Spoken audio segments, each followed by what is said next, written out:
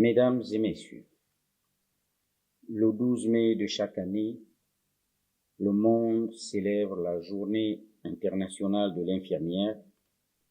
jour anniversaire de la naissance de Florence Nightingale, qui a posé les bases de la formation infirmière contemporaine. Comme contribution de celle qui fut la première personne à définir que chaque patient a des besoins individuels et que le rôle de l'infirmière vise à satisfaire ces besoins, elle a fait des soins infirmiers une occupation respectée, en établissant une formation,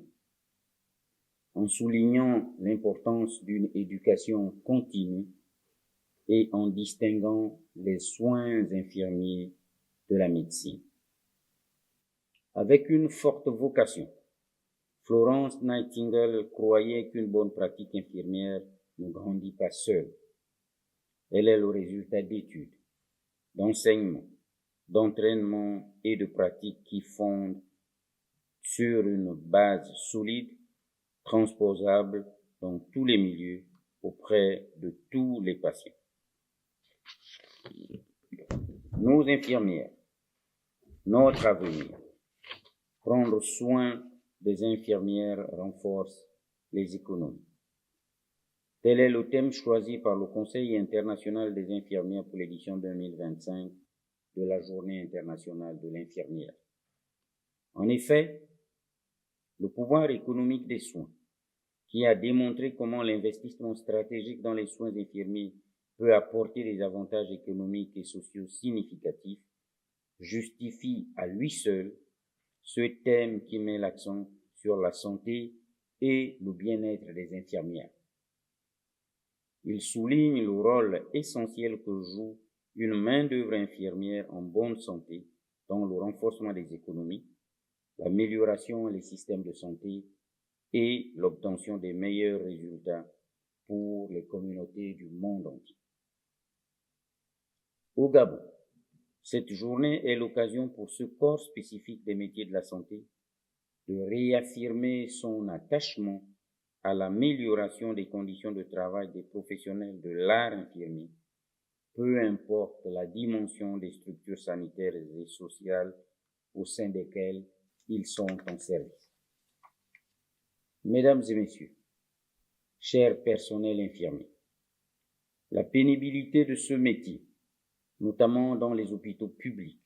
est intenable au point que nombre d'infirmiers et d'infirmières quittent la profession au bout de quelques années,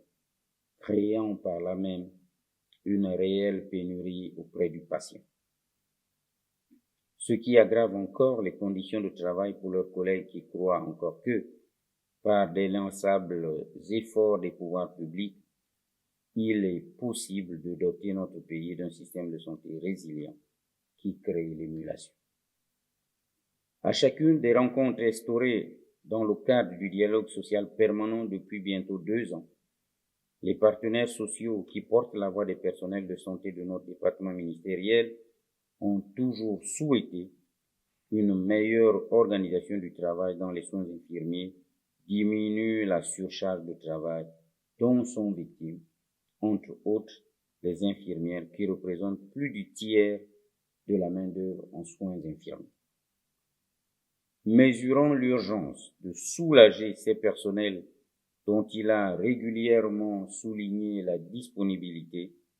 Son Excellence, M. Brice Clotaire Oligui Nguema, Président de la République, chef de l'État, chef du gouvernement, a multiplié des actions destinées à améliorer les conditions de travail en milieu hospitalier, notamment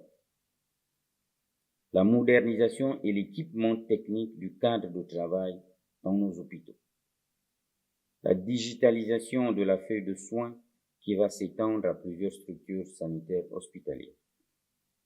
le renforcement des capacités par des formations internes,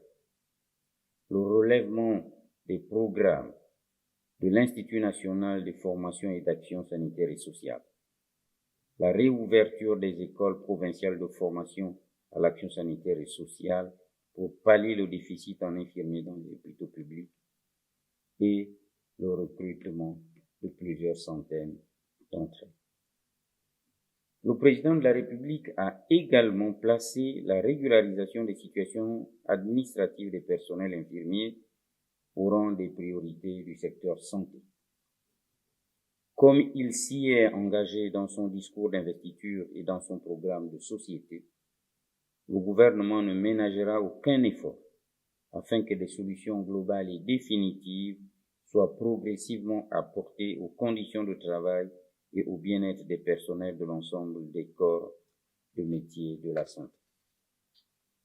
Sous cette ère d'espérance, je vous invite à nourrir votre vocation en maintenant cet amour pour le métier d'infirmier que votre proximité avec les patients a choisi. Je vous remercie.